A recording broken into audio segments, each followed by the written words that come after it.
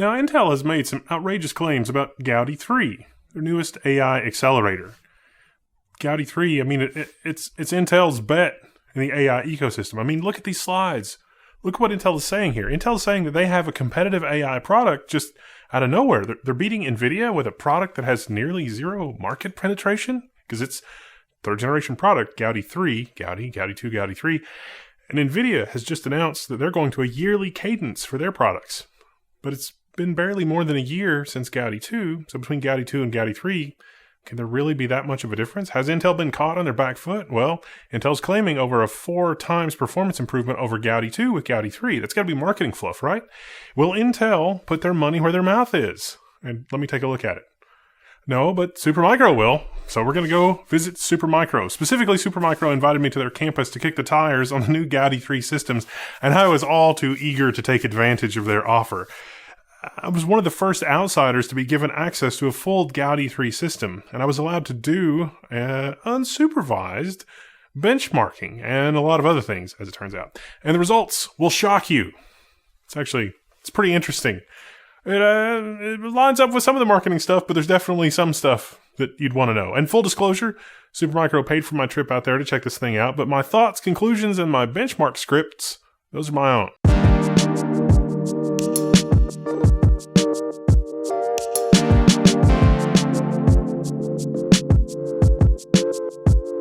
Let's just jump right into the data center. This is the fun part. I'm in the lab!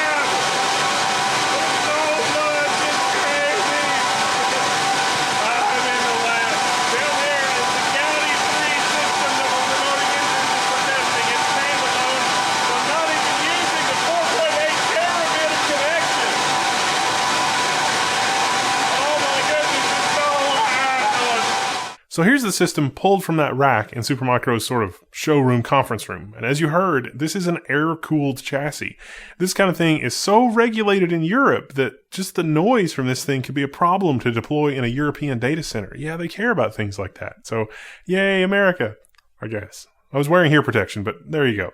Supermicro has put a lot of the lessons learned from all of their platforms, not just Intel's, into the Gaudi 3 chassis. So this might look familiar. OCP2 interfaces. Yeah, it's pretty awesome. But remember specifically Intel's diagram about the 32-node scalable cluster. It's a 3x2x3 layout for each of the compute pods, or whatever you want to call it. This chassis is the full Monty of one of those nodes in a single compute block in that cluster. So you're going to need a lot of these to build a big cluster. And since the Intel Gaudi architecture can support 3 independent physical connections for each Gaudi system, we're talking scale out, this is the most efficient topology for configuring these systems. But we'll talk more about that in a minute. I wanted to learn more about Supermicro's approach because their rack layout looks a little more efficient and that it would let the system designer distribute the extra storage blocks among the space left in the compute blocks for what Supermicro is doing. Basically, Supermicro's chassis here is a little smaller. We've got 4U of compute nodes, and we've got 4U, like, what's going on? Or we've got what looks like a little bit less rack space. We might have a little bit more rack space for storage. I wanted to hear what was going on from Supermicro, and so let's hear from Patrick Fallon.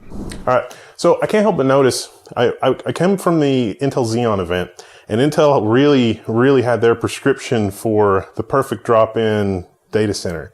And you guys gave me a walk around the data center. I can't show you that on camera because customer service stuff. I can show you a little bit, but it's a 3x2x3 rack configuration, and you were walking me through that with storage and everything else. I think that's probably a cleaner solution for what's going to drop in existing data centers. Yeah, it does, actually. One of the biggest ways that it helps with an existing infrastructure and existing data center is because you have the 3 racks like you just mentioned, 3 Gaudi 3s, then you have the networking in the middle, and then also 2 more, and then you cap it with 3 more Gaudi 3s on the end. So the power that comes down from your L630 drop is either a 208 50 amp, and then you probably have a triple phase on that. You split that in between the 2 PDUs, and that drop on that star line is already built in. So all you really have to do is just put that in there, hook it up, make sure you have your heat and your cold dials correct, and then you're good to go. After that, there comes the fun part, actually, the networking. But the Gaudi 3 system makes it a little bit different how to network. Instead of the typical, one GPU to one CX7 or NIC card mapping that you would normally expect with some of the other competitors out there, all of the networking comes out the front. So when you have a data center that's existing or you're building one out, the power consumption is going to be the biggest thing that we're going to plan for. One of the biggest, actually. 13 kilowatts. A system, yeah, you're entirely right. But I think what we should highlight here with the Gaudi 3 system is that even though this is a 11 kilowatt system, 1.5x? Hey, 1.5x efficiency. That's right. Because of the fact that you're only looking at a system that can run probably under workload, 100% workload, that's going to tax those 900 watt OEMs to the max. You're going to run at about 32, 35% of the OEM. And that's it. So that's going to drop that down to a workload that's running about 7K.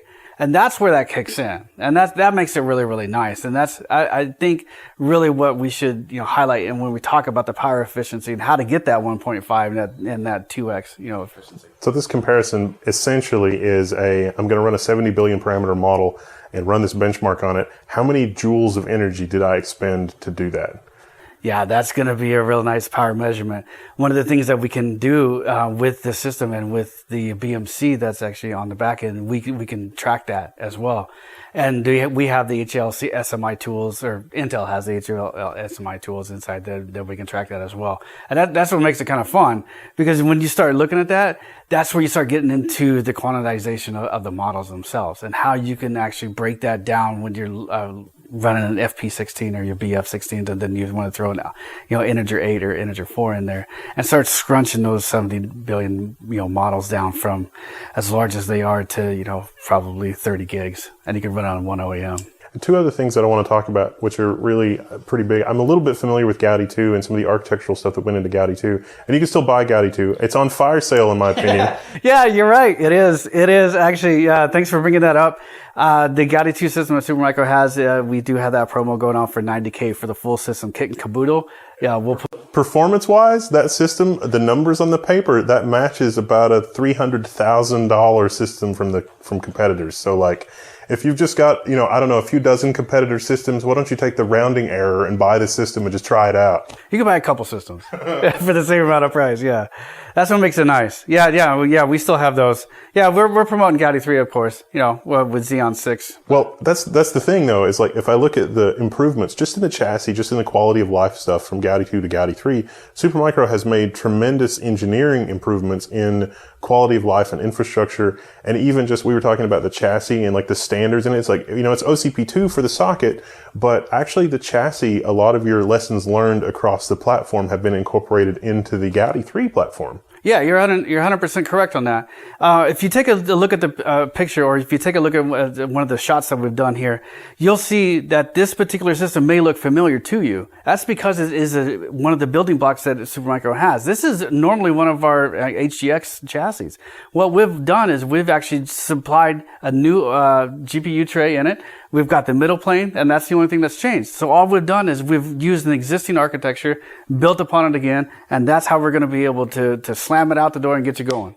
If this were a video game, there would be a freeze frame with Jensen, and there would be in brackets at the bottom, Jensen just like that. But then there would be another freeze frame of Pat Gelsinger, and it would be like Pat Gelsinger like that. Yeah, right? No, you're totally correct on that. Yeah, that'd be cool. But no, that is key. Yeah, that's what we like to do. The other thing we know from Intel's Xeon event is that Intel has really, really embraced Ethernet. And this is an interesting strategy from Intel because, just 4 or 5 years ago with Aurora, they were sort of thinking about things differently for their engine. But the PCIe Gen 5 connectivity, both at the back plane in the tray, which I think is really awesome, just the mating connectors and being able to carry Gen 5 over that, but also the Broadcom PCIe bridges that break that out and how that's handled, and 21 channels of RDMA internally, but you've got 3 800 gig channels on the front on each side. So you got a total of 6, 4.8 terabit. That's what's crazy. 48 right? terabit. Yeah. It's 800 gigs per channel. Yeah. 6 8 is 48. Per channel. Yeah. So 4,800 gig, 4.8 terabit. Yes. That's what pushes it out. That's why we have to have those 800 gig switches. But it's just Ethernet. It's Ethernet, but isn't that crazy? It's converged Ethernet. It's pumping that power. It's Ethernet that is almost unrecognizable because of the steroids. Yeah, I know. Broadcom and some of the others have done wonders in this area. But this is what makes this solution unique. Is because if you have a data center that is already built on your Ethernet, you don't have to go rip it out and say, oh my gosh, I gotta have a new proprietary networking architecture. Nope, you just go ahead and put this guy in, and then away you go. If you have your 400 gig or you have an existing network topology that has these capabilities, you can upgrade it to the 800, of course. But underlying in the backbone, no, you don't have to do anything. That's the beauty of it. And that's another differentiator between Gaudi 2 and Gaudi 3 is like in the Gaudi 2 architecture, it was a 1-to-1 for GPUs, right? And now it's like there's so much bandwidth. There've been so many generational improvements that you can get a full speed link. Like those 6 connections can feed the beast here. It's 900 watts per OCP module. You got 8 of them. And so we only need 6 connections now instead of 8 before? Yeah. Well, yeah, the lanes inside have stayed the same, except they have increased in the amount of size or speed, I should say more accurately. And it was 21 of a 100 gig in the Gaudi 2. Now it's 24 and 200 gigs. So that's the biggest increase of where we can say, hey, we doubled and add 3. Yes, we doubled and add 3. Yeah, we he did. Yeah, we're just gonna throw some more in there for you. Yeah. That's quite a generational uplift. Hardware is hardware, but hardware without software really isn't as interesting. And that, I can see NVIDIA going all in on what they're doing with like NIM and the cloud stuff. And it's like, we don't want to sell you GPUs if you can't use them. We want you to actually have a solution with GPUs. One API definitely is a promise from Intel for that. But I like what Supermicro is doing specifically in terms of building resources to make it a little bit more accessible. You got a cloud option, where you can connect and actually run a Gaudi 3 system and other Supermicro stuff too, but also everything that you can do with Docker and tutorials and documentation and all that you guys are working on, which is fantastic. So when you get a developer on the hand, all they really care about is my code. Does my code work? Does my code run? It runs on what GPU? Okay, fantastic. I love it. Doesn't matter. That's not the meat of the matter. What happens is that we just want to enable the developer to do exactly what they want to do and what they need to do. So with Intel's Gaudi Suite software, the framework is the most important and the most integral part of the whole matter. As long as you have Pytorch, you can go anywhere you want, and that's really what it comes down to being. Since, TensorFlow and Pytorch, DeepSpeed, all of these things are all going to be congruous with each other. They're all going to interact with each other. Where does it fit in a Gaudi solution? Well, all you really have to do is you can use exactly what you're using right now. You just port it over to the new ecosystem, and away you go. So a lot of the customers that we have interacted with and we have introduced this to them, all they really need to do is change about 2 or 3 lines of code, run a Python script, and say, boom, there you go. Now, on the back end, what they do is they'll fine tune it. They'll replace some libraries, they'll place some dependencies and things like that. Then they'll tweak it to where they want it to do. But that's it. And that's really where it comes down to. The software is going to be what drives the hardware, and they have to interact with both of them, or they'll never fit. So yeah, you made a really good point, but they are dependent on each other. Intel is definitely positioning itself to say, we will take responsibility for, if you started your journey on Gaudi 2 and you're moving to Gaudi 3, we will take responsibility for that compatibility layer. You should have a low headache or zero headache moving from Gaudi 2 to Gaudi 3. Sometimes reality is a little more complicated than that. But, Supermicro, in terms of enabling the ecosystem, I like that you guys think outside the box and think beyond OCP specifications, and that you provide the roadmap and the framework that fit within, the overall goals of what Intel's thinking for the software ecosystem and what the developer experience is. No, that's another good point that you bring up too. Yes, there are going to be growing pains when you do a generational shift.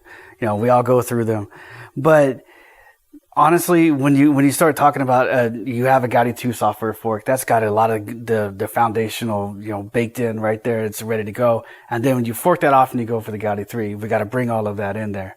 So with their most current release, that is now stable and they're ready to do that. So basically, if you want to put together a chatbot on Llama 3 70 billion that was successful on Gaudi 2, you can do that on Gaudi 3 now because of those dependencies are already there. It's available. Intel was definitely pushing the security aspect. It's like, no, we are fully confident in our solution to be able to run, retrieval augmented generations for like the executive C-suite while also running the customer service chatbot on the same cluster. And it's like, wow, that is bold move. Yeah, you would think you would have a separation of that, but with the capabilities that they've introduced in the new lines and Xeon 6, they were clear to say, you need Xeon 6 for that too. Secure enclave and all that kind of stuff. You have to because the accelerators that they have built in there that are miles ahead of what the EMR and SPR were. And Supermicro first to market with Xeon 6. That's true. I do like to tout that a little bit. We are the first ones to market with Xeon 6 and Gaudi 3. It's a huge benefit, a boon to us, because what happens in this space is that you have other people that have come around and started offering Gaudi 3 now, which is great.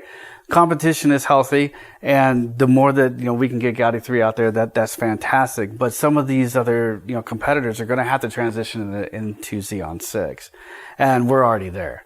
So we like to say that if you take a look at it and pricing of the Xeon 6 compared to Xeon 5 and Xeon 4, you can get the same performance and the same core count or more, but better performance. And you're already at Xeon 6 right there. So yeah, we're ahead of the game on this. For my own benchmarks, I would say that Xeon 6 was the biggest generational improvement in Xeon in a decade or more. Is that consistent with what you guys have found? So far we have. It's very, very impressive. Totally different philosophy out of Intel, but very impressive cores, especially the 6900 series. Yeah, and that's what we're running in here. And in fact, in the system that we were showing today, it was the 6960, the 72 core with that. But this system will support up to the 128 core. I think that's the 6990. So. Yeah, in that chassis configuration, 3 terabytes of memory per socket. Per socket, yep. And so you can get up to 6 on both sockets. Yeah, and the same for the MR DIMM. You can throw the 6 terabytes of MR DIMM in there as well. So yeah, you can boost up the beast even further. So it gets nuts, but it gets fun. But I'm gonna need 8800 memory to make my AI run as fast as possible. Well, you're already versed in AI, and you know how much onboard memory does matter in that. And you know how much the CPU matters when it comes to inferencing and training. So you know that. But yeah, do I want 8800? Yeah, of course I do. Of course I do. Incredibly impressive from Supermicro. First to market with Xeon 6 plus Gaudi 3. So you're going to be able to get all of the benefits on the software side from Xeon 6 because of all the instructions and everything that Intel has added to Xeon 6 to dovetail with Gaudi 3, plus actually the Gaudi 3 architecture and interface and the chassis. And these are the first chassis to market, and they're shipping now.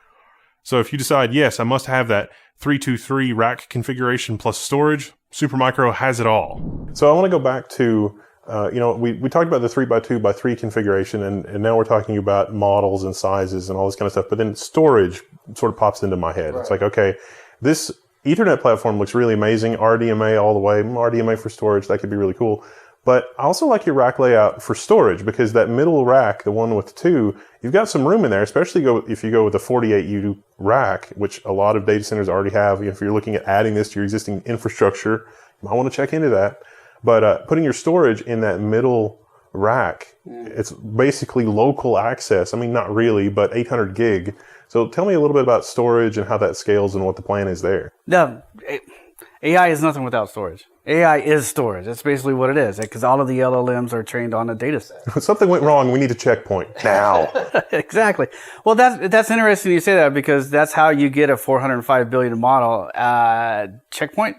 You got a 13, the checkpoint is a 7. So yeah. It's a 1-year training. We're in month 11, day 7. Something went wrong. It crashes. We got to start over. It's like, Actually, yeah, I'm sure we could talk about that in another segment, but I can give you some instances where that has happened. It's trial by fire, learn by suffering. Yeah, but if we don't have the storage, though, that's the biggest thing. Because you're looking at a data storage network that's going to run at least at a minimum of 100 gigs on that side of it. So you're going to throw a PCIe NIC card in there that's going to supply that kind of bandwidth for their existing infrastructure. And nowadays you can go up to a 400 gig NIC on that. And I think that's important. I think that's really, really important to do that. But the system is great, but when it interacts with all of the other cluster segments and you build it out into a cluster, that's the most important part for it. And I think that's where Supermicro starts to shine in this area, is that if you don't have an existing data storage infrastructure, we can help you build that. If you already have it and we just need to tap into it, fantastic, we can do that as well, because we will start once we install this, put it into the cable and put it into the network and the cluster that you have already. We do all of that from end to end. We will work with the customer and say, hey, great. Not only did we start with you on the conversation to get to where we're at right now, but we've built this out for you. We've created it up. We've shipped it. You've received it. We're unboxing it. We're putting it in there. And now we're going to get ahead and cable and label it up for you. And it's not easy. It's not easy. Having been on a couple deployments myself and having been involved with things like that, it's not a simple task at all. But Supermicro makes it look easy. And they have a lot of people that are very, very skilled in this area to do this. So that when you come in and you say, I have an idea, how do I make it happen? Okay, we'll sit down with you. We'll see what's best for you. You may not need something so robust as a huge segmented cluster. You may just need a little bit, and we'll start there, and then we'll build it out, or we'll build out something like one of the racks that we have behind us, and we'll do that. But I guess really what my point is that we're going to be there from the end to end to do it. Yeah, Supermicro has a complete solution, and kind of what you were alluding to is that you were able to move so quickly with the chassis because you can reuse your learnings, your hard-won learnings from HGX and from prior generations and from all these other different solutions. So yeah, everything in the rack, from storage, liquid cooling, if you want to get really ambitious. Yeah, no, that's fun. The 5 megawatt tower cooler. I really want one of those. Those are fun. Oh, well, we can see what we can do to get you one then. So yeah, no, we have a lot of that. That's, it's incredible. I think being here has shown me quite a few things about what is capable when you can really put your mind to it. And I'm just going to say it, Supermicro is the only one that can do it at scale, for the public than anybody else, honestly. And I've been surprised that as much thought has been put into it, even just little changes to like the power delivery systems, like the physical power delivery systems for Gaudi 3 are much more readily convertible to existing normal data centers. It's like, you're going to need a lot of power, but we've seen some really exotic photos of like, this is what we had to do in order to get this density in a traditional, it's like you have one rack of compute and then 2 racks of cooling. That seems weird. You don't need that with this at all. It's still air cooled. No, it's all air cooled. There would be a time and place for liquid cooling for this. Yeah, exactly. But I think you and I both know that the industry and the data center infrastructure has to be ready for liquid cooling. Fortunately, Supermicro can provide with that, from the start to the finish. If you don't have something, we can build it for you. If you have something, we can augment it and make it better. But we're going to have to go that way. 900 watts, I think this is going to be the last time that we can do an air-cooled, system like this. 900 watts per GPU. Future GPUs are coming out, 1100, 1500. And it's going to be nuts. We can't make a whole rack one system, for an air cooled solution. So it's going to change. Liquid cooling is here. It is the future, and that's just the way it's going to be. But for right now, we're going to supply the existing data center with their solution the way that they're already built so that we can get them up and running. And to be clear, Patrick is with Supermicro. He works on Team Green, Team Red, and Intel's Team Blue AI clusters. It's in his best interest to make sure that Supermicro customers are happy and that they have the resources and support that they need to run their workloads on these systems, because Supermicro wants to sell you what you're actually going to love and enjoy and is going to run like greased lightning. Now, the hardware stack is interesting, and especially where Supermicro has deviated from what Intel has outlined in their reference stack.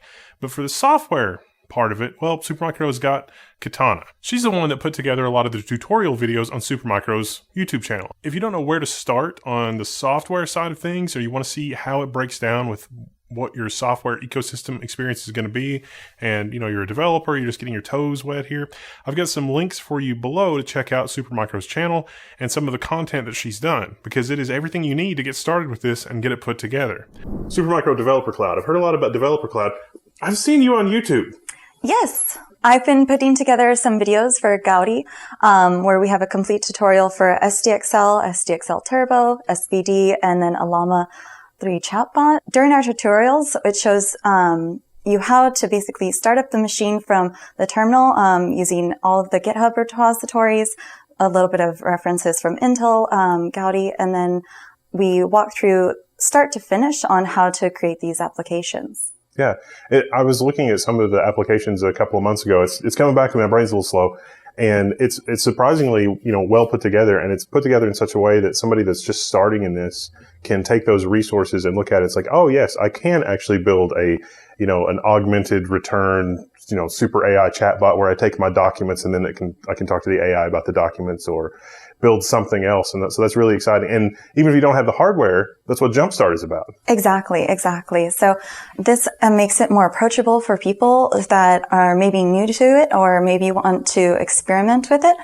And they can start to finish, have a new instance. Cool. Now, for Gaudi 3 specifically, what Intel is positioning it as is like your solution for inferencing and, inferencing type workloads, and it's a better value and it uses less power and that sort of stuff. But they actually have a Gaudi system in Jumpstart now that it's like, don't take our word for it. Go run your workload. Get some time scheduled. So It's exciting. Please join us on Jumpstart. Some of that is a little outside the scope of this video, but that's what I started with. Even though some of these videos are set up for Gaudi 2, largely, although not entirely, everything did pretty much work to get up and running with Gaudi 3. And that was one of the promises from Intel. I mean, it's the same Pytorch, it's the same deep speed that you're used to, and I can tell a lot of work has gone into making it easy for developers to be able to get up and running. I did have to download 1.18 from the Gaudi Habana site. You can check out the release notes. There's a link for that on the Level 1 forum thread. You can check out more about it. So, it's a special version of Pytorch that you need to install from Git, but it was pretty straightforward to be able to get it up and running and be able to run GPT-3 175 billion parameter model. The 405 billion parameter model seemed like it was going to be usable as well. Pretty much models from Hugging Face in general should work. Now, remember, I was at the Intel Xeon event a few weeks before this that I got access to the system, and some of the devs there were showing me what was going on via remote access. And the progress that Intel made from that early October Xeon event to late October when I got to play with this Gaudi 3 system was pretty staggering. 1.18 is almost completely ready. To be honest, I was a little skeptical of the Gaudi 2 to Gaudi 3 forward compatibility promise that I heard at the Intel Xeon event. But it seems like Intel is actually delivering on that promise, because I, an internet rando, was able to basically get up and running. Now, I did run into a few problems using the examples from the Gaudi Habana GitHub, but I was able to put my own code together without too many problems to just test different aspects of these GPUs, because depending on if we're talking about bfloat 16 or int 8 or matrix multiplication, the performance is different for the different kinds of workloads that you might want to run. From Habana to Gaudi 2 to Gaudi 3, the performance part is important. We're going to talk about that. And it's a 4x improvement over Gaudi 2, and Gaudi 2 was kind of competitive with NVIDIA's A100 in some ways, but NVIDIA also made huge performance improvements for AI workloads in their next generation products. So Intel had to as well, 4xing the performance from Gaudi 2 to Gaudi 3 in some workloads. Yes, and we're going to talk about that in the benchmarks, but for me, the developer experience using these tools is also hugely important. So, what does that actually translate to? It translates into don't make me think too much. Don't make me have to read in every single open GitHub issue to really understand what's going on. I just want to run Pytorch and start working on models. Maybe I want to run training or fine-tuning. Maybe I want to just immediately start retrieval augmented generation. And for this kind of a use case, I can largely confirm that this is pretty much the performance improvement is a reality from Gaudi 2 to Gaudi 3. Retrieval augmented generation numbers are right in line with Intel's slide deck. If anything, Intel's slide deck is actually a little more conservative, and the performance is probably going to improve as the software matures. Even starting small, I created a test program to fill the 128 gigabytes of HBM on each Gaudi 3 AI accelerator, and then measured how long it took to scan that particular haystack looking for a needle, but from a neighboring GPU. So basically I'm scanning remote GPU. Now remember, the accelerator fabric here is built as a full closed fabric based on an 800 gigabit connection. The 800 gigabit connection is a little misleading because it's actually 4 200 gig connections. So each physical compute node, the actual box that I'm using and remoting into, has 6 800 gigabit connections on the front for connecting to the cluster. But internally, each Gaudi 3 GPU has 3 physical 200 gig connections. But this is the most efficient topology because every GPU has a connection, but then there's also a connection from every GPU to the front of the machine in 200 gig channels, compressed, not really compressed, but like aggregated into those 800 gig connections. So what's the benchmark look like on that? Well, from 18.5 to 19.9 gigabytes per second per connection from one Gaudi, HL325 to another was achievable using transfer sizes of about 32 kilobytes or larger. And this is impressive because the transfer engines here are just RDMA and Ethernet. It will scale well and it will scale inexpensively, even when we're talking about cross-node communication. So even though I was only working on a single box, because this is just Ethernet, I'm fairly confident that it is going to work as advertised when it scales to a full 3x2x3 cluster. For other benchmarks, like inferencing benchmarks, it's kind of on par with an H100, plus or minus 10%. I'm going to give Intel some leeway here and follow up with some more benchmarks in the future. I get why Supermicro customers are already very excited about this platform, though, because it's available now, and it's delivering pretty good performance per dollar for the limited range of workloads that I was able to test. If you're talking about content generation and inferencing, yeah, it seems like a no-brainer. I think training has also sort of fallen away a little bit, but training would also be a good workload for this. As I found myself wanting to experiment and do different versions of things with different versions of the software, I leaned into the Docker ecosystem. A lot of the Gaudi, Habana, GitHub examples are built with Docker in mind, and I really didn't have as much headache as I thought I would running multiple different versions of dependencies and Pytorch and everything else at the same time, just to see, it's like, hey, how much have things actually changed from this version to this version? Is the Git version slightly ahead of the 1.18 release? And the answer is yes. But overall, this ecosystem is surprisingly mature, given that, it is technically a third generation product, but the move from second gen to third gen on the software side is just as crazy as the hardware move, meaning that Intel has made a lot of progress generationally. Supermicro is the first to market with both Xeon 6 and Gaudi 3 in the same box. This is hugely important and gives Supermicro a first mover advantage. Why is it important to have Xeon 6? Well, it's important for two big reasons. The first is because it's a modern platform. Big, giant P-cores, modern Intel server CPU design. The 6900 series CPUs are the best server CPUs that Intel has done in 10 years. Best-in-class memory bandwidth, and all of this is feeding Gaudi 3 with terabits of bandwidth.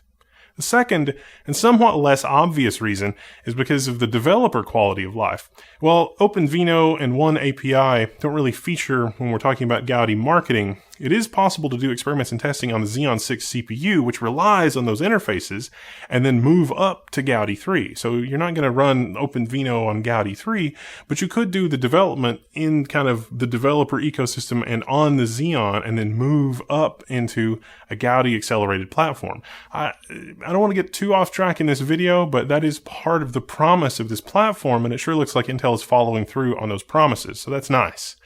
Another thing is that not a lot of people have adopted Gaudi, and so are the Gaudi 2 customers actually taken care of, and what advantages does working in the Intel ecosystem confer for those people? And for my testing, it really does look like it's lower cost with a good performance per dollar ratio, standard RDMA 800 gig Ethernet interfaces, and even Supermicro's new chassis built around the OCP 2.0 interfaces. That feels more like a generational leap from the Gaudi 2 to the Gaudi 3 chassis than you really would. It feels like 2 generations of quality of life improvements. And that's also a quality of life improvements for the folks in the data center that have to manage it. How are you going to replace a GPU when it fails? How are you going to, deal with a node in the cluster? So far, I like what I see. Supermicro has done an excellent job of putting the chassis together, and more importantly, they're helping build out the rest of the software and support ecosystems to support customer deployments on this platform. For Supermicro specifically, that is a competitive differentiator. Supermicro competitors don't have Katana and Patrick, in other words, because they're putting some really interesting stuff together, and they're also helping with customer ecosystem deployments and testing and everything else. So I really do see that as a significant competitive advantage for Supermicro because, hey, you want to try this today?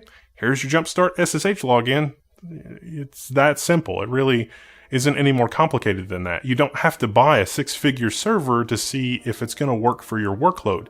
You can try it right now at supermicro.com, and that's bad news for NVIDIA, but that's good news for competition and everyone else. So yeah, that's exciting. So yeah, action items from here. Check out Supermicro's channel and see what the software stack on this looks like. You might be surprised.